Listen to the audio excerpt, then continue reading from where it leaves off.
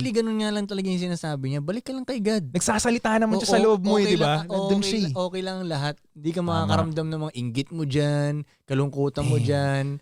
Bumalik ka lang. Okay naman ang lahat eh. Parang tignan mo yung loob. Yun. Tas, meron pa akong isang may sinabi pa siya na naalala ko talaga na ngayon ko lang narinig. Sabi niya, yung mga angels, mga robot lang yung mga yan. Okay. Ngayon ko lang na, isip mo angel, pakpak, di ba? Mga ganyan sila. Sa kanya robot eh. No? Sabi niya, may mga yan, robot lang yan. Sabi ko, ano yung sabihin?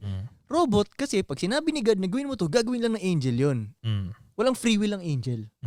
Diba? Pag sinabi niya sa angel, kailangan mo kuhain si Frank dyan sa earth. Kukuhain ka na ng angel mo ngayon. Wala nang question. Ikaw, hindi ganun. May free will kayo. May free will ka. Galing ah. Ngayon, ikaw mag-ano ngayon, gagawa ka ba ng masama o mabuti? Tapos doon ka ngayon ma-judge ngayon kung masama ka ba talaga o mabuti. Kasi binigyan ka ng free will. Kasi si Angel, wala naman siyang choice kundi sumunod kay God eh. Tsaka kaya wag nyo rin santuhin yung angel nga ko eh. Kasi yung iba nagbe-pray rin sa mga angels eh. Ewan ko lang, di ko alam. Pero sinabi niya, ang may free will daw, ikaw, tao, at si evil. Ganun? May free will din si evil. Decision naman ni evil yun. Maging masama siya eh.